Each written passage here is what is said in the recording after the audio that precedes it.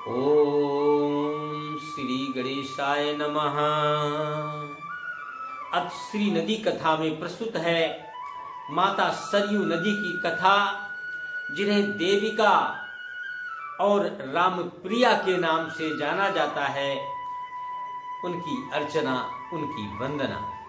कथा नदियों की सुनाता, व्यथा नदियों की बताता, पूज्य जीवन दायनी, नीर महिमा गुनगुनाता, नीर महिमा गुनगुनाता, नीर महिमा गुनगुनाता।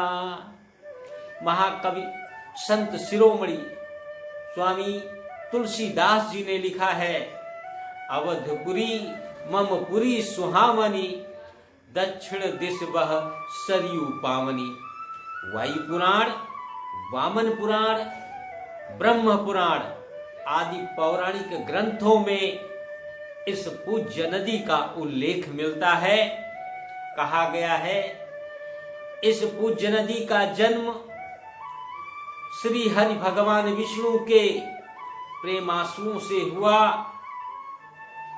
आनंद रामायण के यात्रा कांड में वर्णन मिलता है कि एक बार प्राचीन काल में आसुरी शक्तियों के से संपन्न दैत्य शंकासुर ने इस धरती पर राक्षस राज स्थापित करने के लिए पूज्य वेदों को चुराकर वेदों के साथ समुद्र की गहराइयों में छिप गया था, जिसके कारण देवताओं को इस धरती पर वैदिक संस्कृति के अनुसार राज्य का संचालन दुश्वार होने लगा। तो सारे देवतागण मिलकर भगवान विष्णु के पास जाकर प्रार्थना करते हैं कि हे देव, शंकासुर ने समस्त वेदों को चुराकर समुद्र की गहराइयों में छिप गया है और हम लोग उसका कुछ नहीं कर पा रहे। हे नाथ, आप कृपा कर उन पूज्य वेदों को दिलाएं और उस शंकासुर से मुक्ति प्रदान करें। भगवान विष्णु जो प्रेम और इस धरा के संचालन के प्रमुख हैं, उन्होंने समस्त देवता गण की विनती को सुनकर मत्स्य अवतार लेकर, मछली का अवतार लेकर समुद्र की गहराइयों में जाकर शंकासुर का वध करते हैं और उन पूज्य वेदों को लाकर देवताओं को सौंप देते हैं। जब भगवान विष्णु अपने मूल स्वरूप में आते हैं तो देवताओं और पूज्य ग्रंथों को देखकर प्रेम के आंसू छलक पड़ते हैं और उन प्रेम के आंसुओं को जन्मदाता भगवान ब्रह्मा जी ने इकट्ठा कर मानसरोवर में सुरक्षित कर लिया। इस प्रेमांसुओं को जो मानसरोवर में सुरक्षित था, महापराक्रमी वैवस्वत महाराज ने बाण के प्रहार से बाहर निकाला और वह पवित्र जलधार सरयू नाम से जानी गई, जो सदा सदा पूजनीय हो गई। पौराणिक कथाओं के अनुसार पूज्य सरयू नदी का उद्गम मानसरोवर माना गया, परंतु भौगोलिक परिवर्तन के कारण वहां से प्रवाह बंद हो गया और वर्तमान समय में इस पवित्र नदी का उद्गम उत्तर प्रदेश के लखीमपुर खीरी जनपद में सिंगाही के वनों में स्थित पवित्र झील से हुआ, जो असंख्य जीवों को, वन्य प्राणियों को अपना अमृत रूपी जल देकर पालन पोषण करती चली आ रही हैं और पावन नगरी अयोध्या से होते हुए गंगा में सर्वस्व समर्पित कर देती हैं। पूज्य सरयू नदी के तट सदा ही हरे भरे और वन्य जीवों से, जलीय क्षेत्र जलीय जीवों से सदा भरा रहता था। रामायण काल में व श्री रामचरितमानस में भक्त कवि गोस्वामी तुलसीदास जी ने बड़ी ही मार्मिक झांकी प्रस्तुत की है, बड़े ही पावन तरीके से वर्णन किया है। इस पवित्र नदी के तटीय क्षेत्र, उपजाऊ विशाल भूभाग के महत्व को देखकर सूर्यवंश के जनक मर्यादा पुरुषोत्तम प्रभु श्री राम के पूर्वज भगवान सूर्य देव के पुत्र वैवस्वत मनु महाराज ने अयोध्या जैसे परम धाम का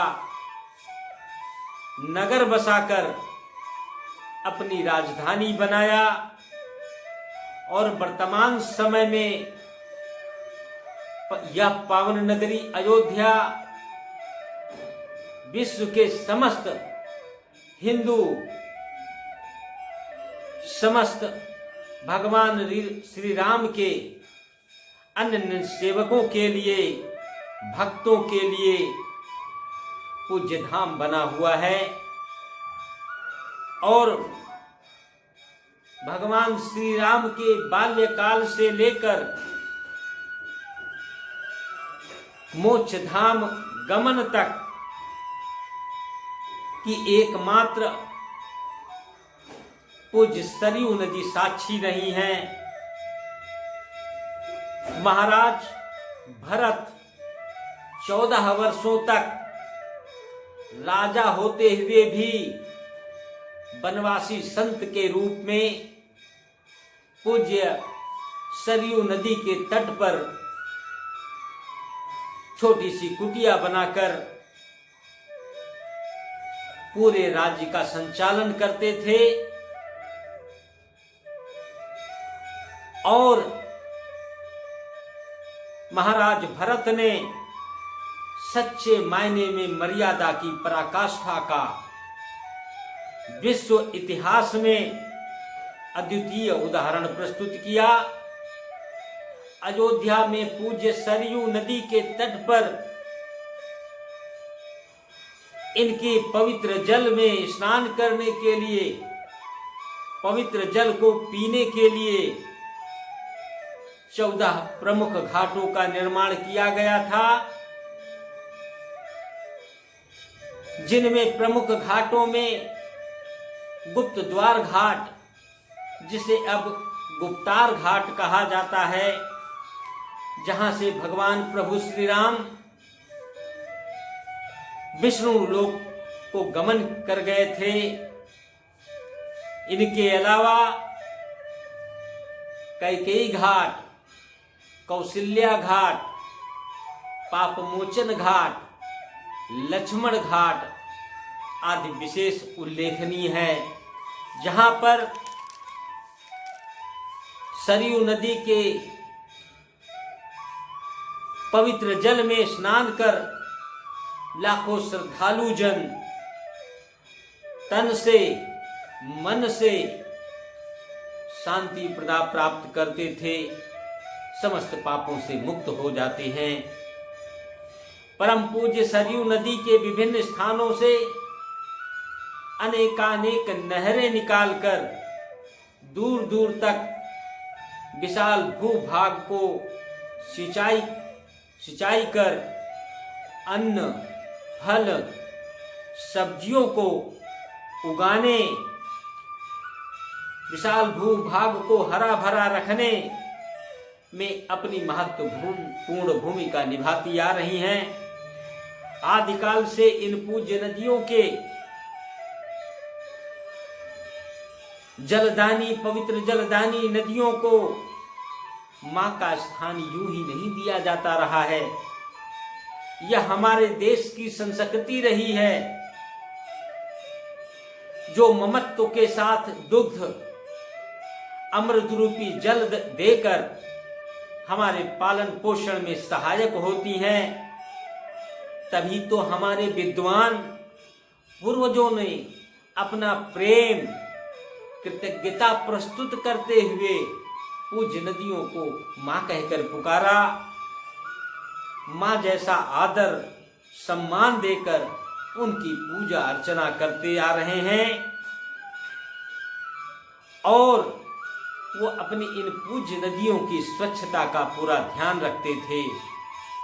आइए हम सब मिलकर अपनी जीवनदायिनी पूज्य नदियों को बचाते हुए अपनी पारंपरिक पौराणिक संस्कृति की रक्षा करते हुए प्राकृतिक संसाधनों को प्रदूषण मुक्त रखें, अपनी नदियों को पवित्र रखें, सदा नीरा बनाए रखें, ताकि स्वच्छ हवा, स्वच्छ जल और स्वच्छ मन का वर्ण कर सकें।